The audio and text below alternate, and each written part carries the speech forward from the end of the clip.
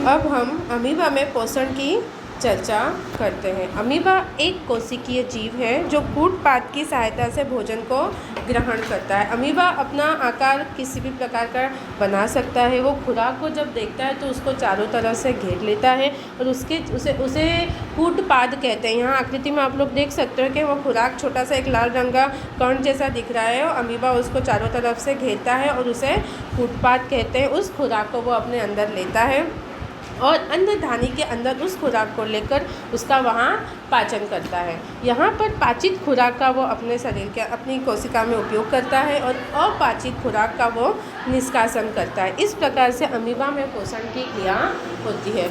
Amoeba के जैसे एक कोशिकीय प्राणी है, उसी प्रकार से पैरामीशियम भी एक कोशिकीय प्राणी है। वो उसका आकार चप्पल के आकार का होता है। इसकी कोशिका एक निश्चित, लेकिन अब पैरामीशियम में एक निश्चित आकार होता है तथा भोजन का एक विशिष्ट स्थान से ही ग्रहण किया जाता है। जैसे अमीबा में कैसा होता है कि वो खुराक को देखता है और उसको कहीं से भी अपनी सहूलियत के हिसाब से उसका अपना चारों तरफ उसे घेर लेता है, उसे कूट-पाद कहते हैं, वो अपने अंदर ले लेता है। लेकिन पैरामीशियम में वो एक निश्चित स्थान से ही खुराक को वो ग्रहण करता है। भोजन इस स्थान तथा पश्चाप की गति द्वारा पहुंचता है जो कोशिका की पूरी सतह को ढके होता है। तो इस प्रकार से अमीबा में पोषण की क्रिया होती है। अब हम आते हैं प्रकाश संश्लेषण की क्रिया। प्रकाश संश्लेषण की क्रिया एक इम्पॉर्टेंट टॉपिक है। प्रकाश संश्लेषण की क्रिया हरी वनस्पतियों में होती है। हरी वनस्पतियों में क्लोरोप्लास्ट की मदद से यह क्रिया होती है। पौधों जैसे कि हरी वनस्पतियाँ अपना खुराक खुद बनाती हैं। अपना खुराक खुद किस प्रकार, जैसे हम अपना खाना खुद नहीं बना सकते ना, मतलब कि हमें खाने के लिए वनस्पतियों पर आधारित होना पड़ता है। लेकिन हरी वनस्पतियों में हरित लवक होते हैं।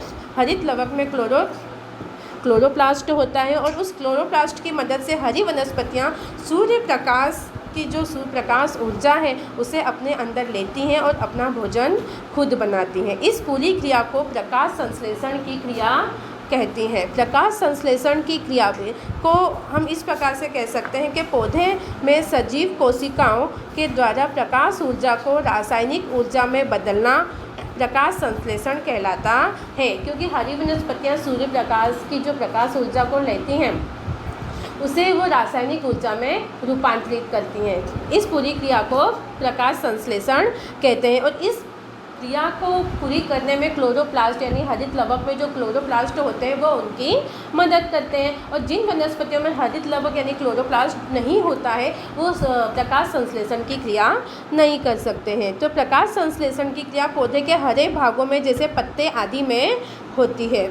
अभी प्रकाश संश्लेषण की क्रिया को हमने इतना इजी तरीके से समझ लिया, लेकिन ये अलग अलग स्टेप वाइज होती है। इसमें 3 चरण होते हैं।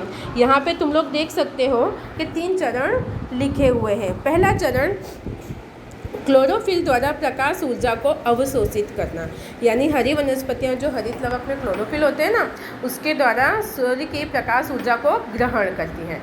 उसके बाद सेकंड नंबर जो प्रकाश ऊर्जा को वो ग्रहण करती हैं उसको रासायनिक ऊर्जा में रूपांतरित करती हैं और इस क्रिया के दौरान जल अणुओं का हाइड्रोजन व ऑक्सीजन में अपघटन होता है। नंबर 3 कार्बन डाइऑक्साइड यानी कार्बोहाइड्रेट में अपचयन करना।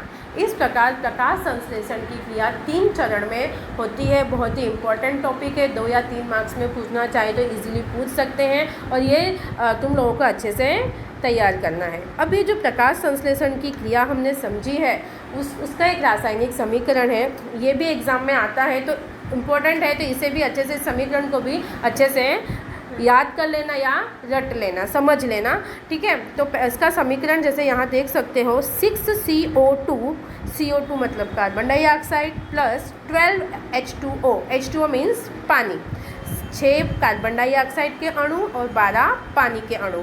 यहाँ एरो का निशान है, इसे हम कहते हैं गिब्स। ऊपर लिखा है क्लोरोफिल, नीचे लिखा है सूर्य का प्रकाश, यानी क्लोरोफिल और सूर्य प्रकाश की मदद से बनता है C6H12O6 यानी ग्लूकोज प्लस 6O2 यानी ऑक्सीजन प्लस 6H2O यानी पानी।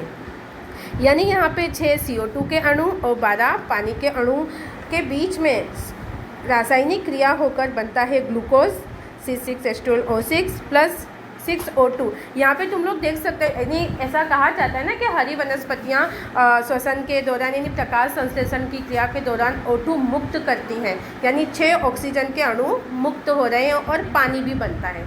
यानी ये दोनों ही चीज़ें जो हरी वनस्पतियाँ हमें देती हैं वो हमारे लिए उपयोगी हैं। इस प्रकार इसीलिए कहा जाता है कि अधिक से अधिक पेड़ लगाने चाहिए, क्योंकि अधिक पेड़, जितने ज़्यादा पेड़ लगाएंगे उतनी ज़्यादा ऑक्सीजन मिलेगी और हमें पानी मिलेगा, हमारा वातावरण एटमॉस्फेयर शुद्ध होगा और हमारा स्वास्थ्य भी अच्छा रहेगा। तो इसलिए अधिक से अधिक पेड़ लगाने चाहिए। अब हम आते हैं स्थलीय पौधे। स्थलीय पौधे यानी जो हमें पेड़ पौधे जो दिखाई देते हैं यहाँ इधर उधर, उनकी बात हो रही है। स्थलीय पौधे प्रकाश संश्लेषण के लिए जल की आपूर्ति जड़ों द्वारा मिट्टी में उपस्थित जल के अवशोषण से करते हैं। यानी बरसात का पानी जो होता है वो सब कहाँ जाता है, ज़मीन में जाता है, मिट्टी में जाता है। तो हमारी ज़मीन कैसी रहती है, भीनी रहती है, यानी तो उसमें भी पानी होता है, उसमें कुछ पोषक तत्व भी होते हैं। तो जो स्थलीय जो पौधे होते हैं वो पानी कहाँ से उन्हें मिलता है, ज़मीन में से मिलता है। और जो भी उन्हें पोषक तत्व चाहिए होते हैं, जैसे कि नाइट्रोजन है, फॉस्फोरस है, लोहा है, ये सब उन्हें कहाँ से मिलता है, ज़मीन में से मिलता है। तो इस प्रकार हरी वनस्पतियाँ अपना वृद्धि और विकास करती हैं। अब हम आते हैं पौधों में जो रंध्र पाए जाते हैं। अब ये रंध्र क्या होता है, यानी जो पत्ते होते हैं उनमें छोटे छोटे छिद्र होते हैं, उन्हें कहते हैं रंध्र कहते हैं। तो उन रंध्रों में क्या रचना होती है, किस प्रकार से वो सूर्य प्रकाश की प्रकाश ऊर्जा को लेती हैं, पानी को किस प्रकार ग्रहण करती हैं, ये पूरी प्रोसेस यहाँ पर समझाई गई है आकृति के साथ, वो हमें यहाँ पर समझना है। रंध्र ये पत्ती की सतह पर उपस्थित होते हैं।